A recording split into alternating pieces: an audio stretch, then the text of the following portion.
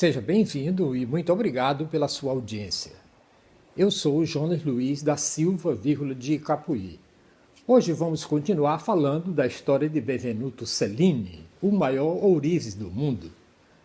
Você lembra que no vídeo anterior eu falava de que depois da morte do velho Papa e antes que tivesse havido tempo de eleger um sucessor, reinava a anarquia em Roma.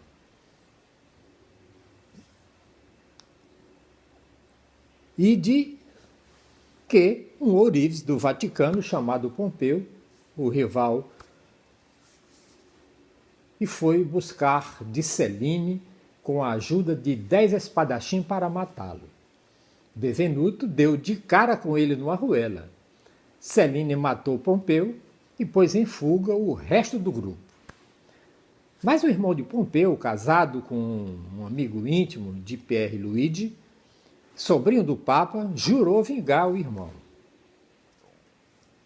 Por trás de Cellini, um assassino corso, pôs atrás de Cellini um assassino corso e, mais tarde, um grupo de criminosos, a soldo, que seguiram até Veneza, onde, uma noite, tentaram apanhá-lo com ardis. No entanto, Cellini conseguiu livrar-se uma a uma de todas as ciladas. Finalmente, em 1537, foi detido por ordem do Papa e encarcerado numa masmorra onde, já segundo ele conta, a sua morte estava decretada. Com grande habilidade, Cellini preparou uma fuga. Primeiro, roubou de um aprendiz dos trabalhadores da prisão uma tenaz. Depois, quando os seus aprendizes lhe levavam mudas para a cama, escondia as usadas debaixo do colchão. Com a tenaz, extraiu a maior parte dos pregos que segurava os ganzos de ferro da porta, deixando só os estritamente necessários para que esta não caísse. Em poucas semanas tirou os pregos, substituiu-os por uma imitação feita de cera e ferrugem para despistar os vigilantes. Uma vez tudo pronto, rezou de joelhos, um bom pedaço. Só restavam 2 horas de escuridão quando conseguiu deslizar para fora da cela. Previamente tinha reduzido a tiras os lençóis e, atando-as umas às outras, fez delas uma corda. Subiu até o parapeito e dali deixou-se escorregar até o pátio. Ainda estava escuro. Cellini observava as sentinelas e esperava um momento oportuno para se lançar numa corrida em direção à muralha exterior. E com a ajuda de um pedaço de madeira que, por sorte, encontrou, subiu a muralha, amarrou a uma pedra o que restava da corda e começou a dar o último passo para a libertação. Já na parte de fora, ou porque a corda cedesse, ou porque as forças o abandonassem, o caso é que ele caiu e partiu uma perna. Ele próprio ligou e conseguiu arrastar-se até uma porta da cidade que estava ainda fechada. Com grande esforço, conseguiu deslocar-se numa pedra que havia debaixo das folhas e deslizou por ali cheio de dores. Do outro lado, foi atacado por cães que se lançaram sobre ele, ladrando. Mas um criado do cardeal de Veneza reconheceu, ajudou, ergueu-se e conduziu ao palácio do seu amo. A sorte foi-lhe adversa.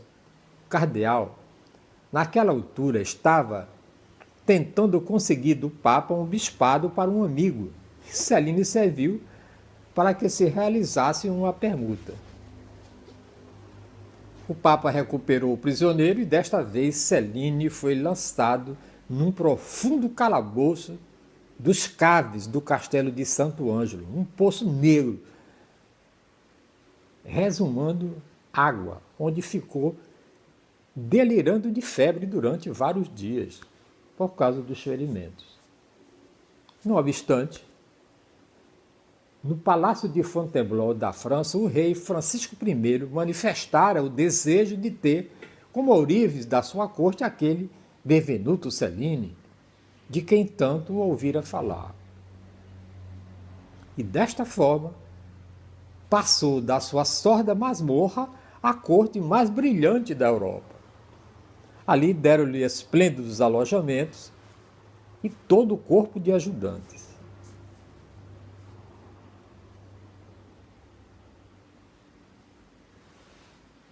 Encarregado de ambiciosos trabalhos em ouro, prata e bronze, entre eles um saleiro de ouro, na realidade um centro de mesa para banquetes, que hoje é o orgulho do Museu de Viena.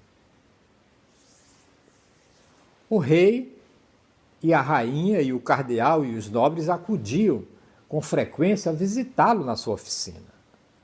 A corte parecia sorrir-lhe, mas Cellini não tinha contado com o amante do rei e, ainda que fosse experiente adulador, não se dava ao cuidado de lhe pedir as suas opiniões.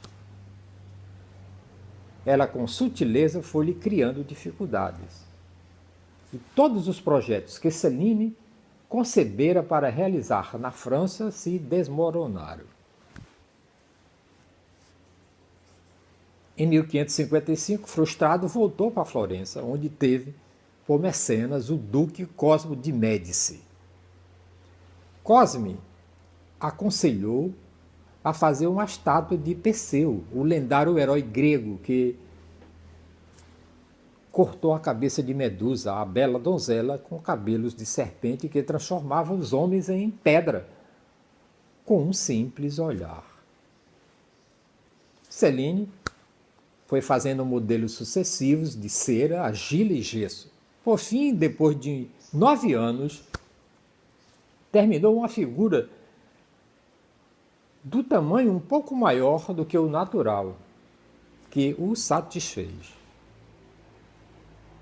Tratava-se de uma das tarefas mais difíceis no campo da escultura, de quantas haviam sido realizadas até então. Cellini teve de imaginar e fazer os seus próprios fornos, moldes e ligas. O duque tinha previsto um grande fracasso. A forma como Cellini saiu triunfante de semelhante prova constitui o ponto culminante da sua autobiografia. Ele deixou escrito: por fim, dei ordem para acender o forno. Tinha-se enchido de hastas de pinho e funcionou tão bem que me vi obrigado a correr de um lado para outro, a toda pressa, a fim de manter vivo o fogo. Patatei assim durante muitas horas, mas chegou o momento em que já não pude resistir e atacou-me uma febre súbita. Não tive outro remédio senão recolher-me à cama. Quando, passadas umas horas, regressei à oficina, descobri que o metal tinha coalhado, que o teto estava para arder. Enviei uns homens ao telhado para que atacassem o fogo e ordenei a 2 ajudantes que ateassem uma lenha de carvalho verde.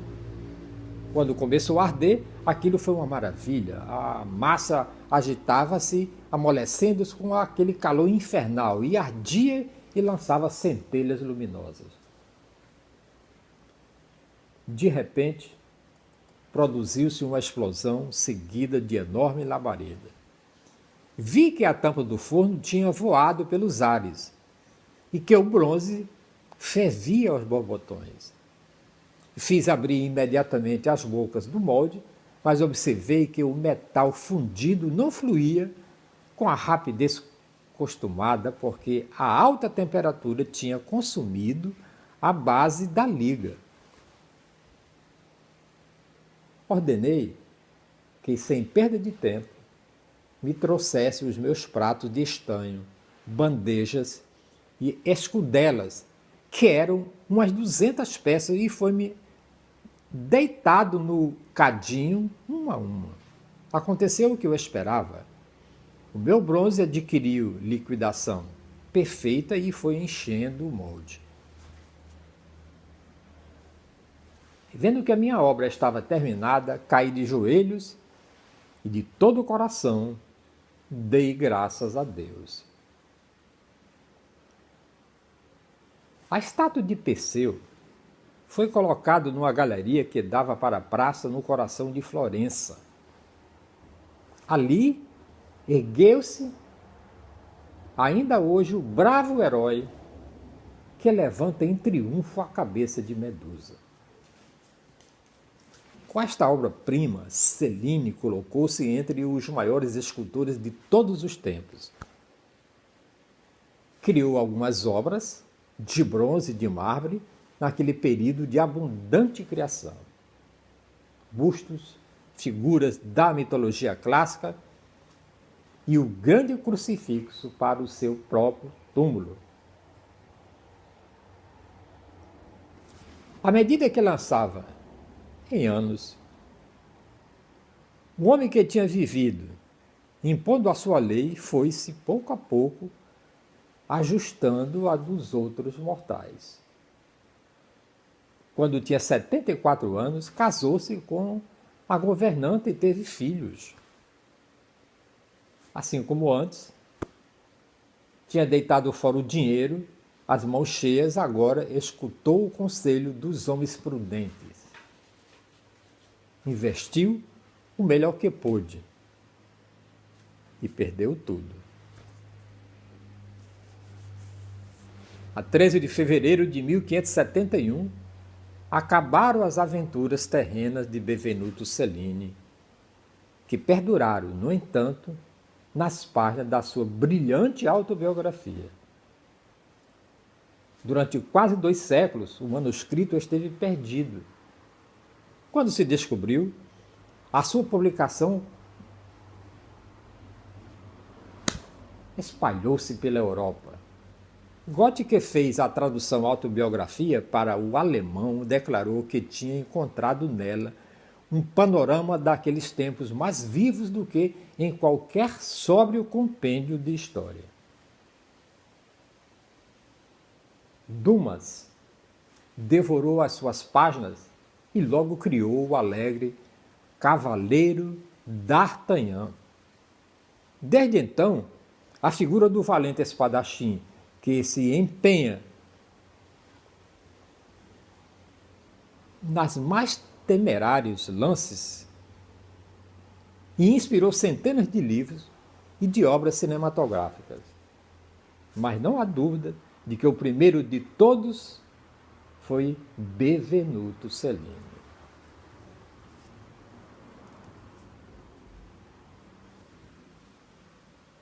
E no próximo episódio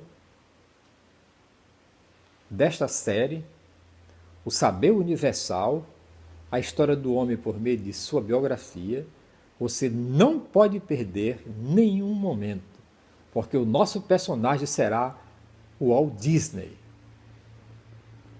e o seu fabuloso mundo. Sempre gravado ao vivo daqui da Academia Lato Senso do Instituto Capuí Filmes, lembrando de que nenhum grande homem vive em vão e que a história da humanidade não é mais do que a biografia dos grandes homens e das grandes mulheres. E eu sou Jonas Luiz da Silva, de Capuí. Muitíssimo obrigado pela sua audiência. Até a próxima.